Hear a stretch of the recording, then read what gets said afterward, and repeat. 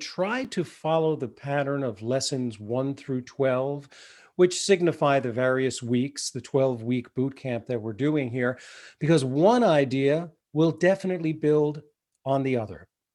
And there are things that I speak about briefly as I'm describing the overview each week. We get a little bit deeper, a little bit deeper, and a little bit deeper. So this week, what we're talking about is speaking anxiety. In the first lesson, we talked about the two things that primarily get in the way and sabotage anyone's ability to be a really good public speaker and deliver a really good message when the stakes are high. We also talked about public speaking being a part of all business communication. So we're not just talking about the times when you are up there alone giving a presentation or standing on stage delivering a speech. Now, I want to clear a couple things up about public speaking anxiety or dealing with the fear. First of all, we all feel it. Anyone who you might think is immune to public speaking anxiety, that's not true. They have simply become accustomed. They have become habituated with that feeling because the forces that are causing you to feel the way you do about speaking in front of others are there for everyone. They're real. They're like the weather. They cannot be denied. They influence everyone. So, first of all, I want to make sure that you know what these forces are. So, the coaching side of me is going to increase your awareness, increase your perspective, change your mindset about what it is that runs through your head and obviously has an effect on your body when you try to get up and speak in front of people. So, it may seem like we are changing around your thought process, playing some mind games here, but the coaching side makes you aware. As part of this lesson, I'll also show you what to do. Number one, there are three forces at work, and I do want you to think of what you might term as nervousness or the fear of public speaking or speaking anxiety or just not really being comfortable when you're speaking in front of people or lacking confidence because all eyes are on you. However you want to characterize it, we'll call it speaking anxiety. The three forces that are at work are the energy of attention, the sense of judgment, and the fear of consequences. Now, the energy of attention, it is something that's real. It's there. Like I said, it's like the weather. If you have a one-on-one conversation with someone and they're listening to you, you definitely feel the energy of their attention. When the roles reverse, they will feel your energy of attention. When you increase that, either by increasing the number of people in the room or the number of people on the Zoom, suddenly the stakes are going a little bit higher. And therefore, you are going to feel that energy of attention. Now, that energy, which is real, will trigger two other forces, the two that I mentioned. The first being the sense of judgment. Now, consider for a moment that we do want the people who are watching us to use their judgment.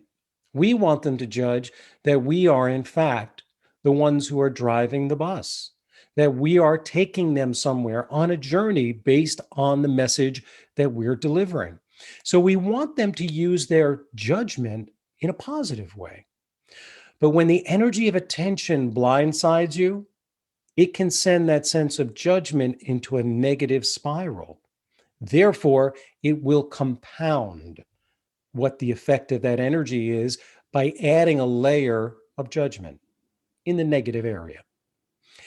The last force that does get triggered is the fear of consequences. Now, I don't mean that people are just going to shut you off, turn you off, walk away, whatever you might imagine. It's not that. The fear of consequences is truly a personal thing, that sense of, here I go again. I've let myself down. I didn't think I would do this. All of these forces, energy of attention, sense of judgment, fear of consequences, they all happen in that brief few seconds when you feel the vacuum of silence, when you know it's your job, your obligation to move things forward.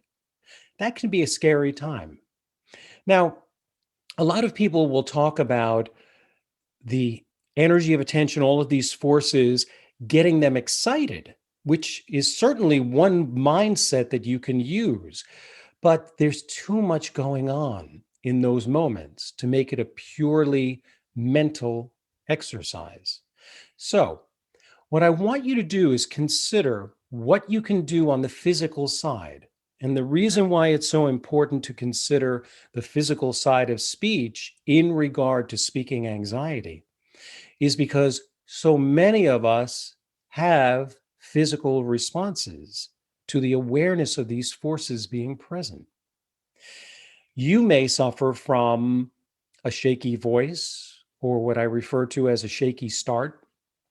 You may actually start to physically shake in other parts of your body. You might start to sweat.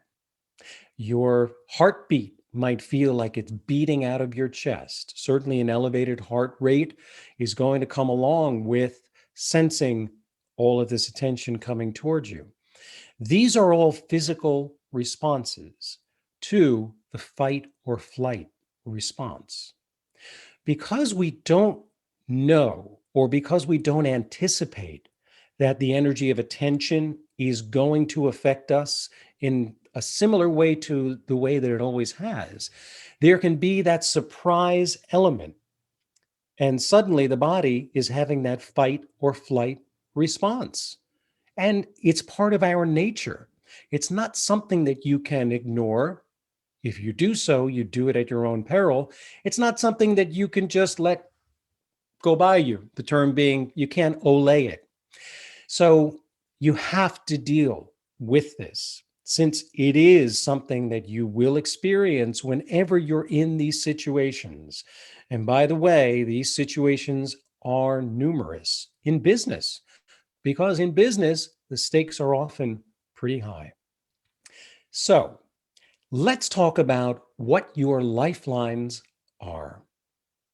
We're going to go back to something that we talked about very in pretty good detail, but something that will definitely be woven through all of this boot camp. And that is the idea of relying on your breathing, taking control of your breathing, leaning on the fact that you do always have control of your breath. So, we're going to look at this in two different ways. I'm going to share my screen and show you a couple of sentences that I want you to use when you are preparing. In other words, when you have the privacy to anticipate what's going to happen, you have the obligation of public speaking, you have that responsibility. You need to be definitive about the thought process that you use in preparation. So what I want you to do is use these sentences. You'll notice in each of these three sentences, there is a word that's underlined. What I want you to do is pick any gesture you want, even if it's just dropping your hands, and have that gesture land on the underlined word. With all of this, as you might imagine, it's breathing prep. So I want you to take a really deep breath, as we had in the first lesson. Hold your breath for a moment, acknowledge that you're holding it, and then use it for speech, like this. It doesn't matter how they judge me. Notice the wording as well. These are good affirmative, even though we are using a negative in the sentence, but it's an affirmative sentence that takes on part of those feelings that you do feel, part of the three forces that are present in any speaking anxiety moment. The second sentence, again, take a nice breath, this time landing a gesture on the word let. Let them judge. The last sentence, once again, with a deep breath, holding it, landing your gesture on the word do. They're going to do it anyway. Okay? Allow the breath to flow through those words. You're preparing yourself to be able to generate your own forward momentum at a time when you're going to feel the forces coming towards you. So it's really important to acknowledge that. Once again, the energy of attention, the sense of judgment, and the fear of consequences all happen very, very quickly. It is that feeling like you are having a really shaky start and like you want to get warmed up. It really is to your benefit to feel like you are warmed up right when you start, because that's the most crucial moment. I always say if you can get through the first 30 seconds, you can pretty much cruise from there. We'll talk about some of the other obstacles that occur down the road, potentially can occur, but the biggest one, and the reason why dealing with the fear is one of most individuals' top obstacles or top saboteurs to them being able to deliver with authenticity. Using that breath is very, very important. More things that you can do. Let's get a little creative with gesturing. So what I want you to do is I want you to get your body ready to be able to gesture. Breathing is very important in preparation and, of course, continued through your talk because you will rely on that to ground you. The other thing you're going to rely on is your coordinated gestures. So you can see with these sentences, I've given you an indication of a slightly different gesture that you might want to use when speaking these specific sentences. So in other words, the gesture and the words sort of make sense. Of course, in reality, any gesture can be fashioned to make sense with whatever words that you're saying. But we'll talk about that in a little bit more detail further down the road. For right now, all I want you to do is use palms up, delivering. In other words, there is movement there, but you pick the word that you want to land that gesture on. In other words, when will we have an answer? When will we have an answer? When will we have an answer? You can practice it many, many different ways using a different word. The next gesture I want you to try is both hands coming in and lightly touching your chest. These are things I need to know. These are things I need to know. The next gesture is arms outstretched. Many people are familiar with this one. We have all seen this before. We have all seen this before. Do you see the way it even changes your intonation, which unblocks your flow in moments, crucial moments in the beginning, when you will feel pulled back? This is the pushing out that allows you to survive those moments of feeling like forces are pushing in. Here's one that you can certainly use whenever you're using a word, a negative word in a sentence, not necessarily a negative statement, but you're being very definitive about it. We call that the push away. Notice hands move in a slightly different direction. This is not what I signed up for. This is not what I signed up for. Notice again, it slightly changes the melody, the rhythm, the pitch, what we call the intonation of the way you're speaking the words. Let that happen. There's way too many things to think about to have to worry about saying it in exactly a certain way. Let it flow. The last one, simply raising a finger. One finger. Depends on which finger. The next one is simply raising a finger. There is one thing we forgot. There is one thing we forgot. Notice how I can keep changing around whatever word I decide to land that gesture on. Again, this is a good exercise for you to get used to being reliant on your body. In a time when your mind can race, you can be thinking about so many different things. I want you to focus on your physical lifelines. They are crucially important. Speaking anxiety is not something that you overcome in one day, in 1 week. It is a gradual process.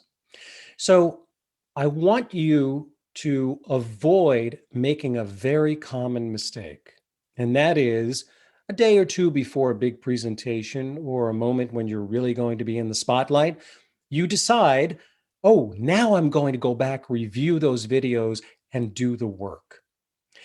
But as I mentioned right in the beginning of this lesson, public speaking is really a part of all business communication. In fact, it's really a part of all communication that we do. So let's even take it out of the realm of just business and let's put it into everyday life. If you focus on using your breathing more consciously, more efficiently, using your gestures, and really determining what word you want to land that gesture on in a definitive way, you will be touching the tools that you'll need to access in a moment when you might feel a little distressed. You might feel a little discomfort. You might feel a little bit of anxiety. Obviously, the muscle memory of going to that place will really be a big benefit to you. So I want you to consider several of these possible integrations. Think about it. Number one is ordering at a lunch counter. That can be a very noisy environment. Basically, in order to be able to really delineate what it is that you want and how you want that meal to be prepared, you've got to use your body language. It actually assists the person who is very quickly trying to ascertain what it is that you want. Usually speed as well as noisy environment makes this a perfect place to practice. Also, taking a nice deep breath will make sure that you're loud enough for them to hear you. Good practice place.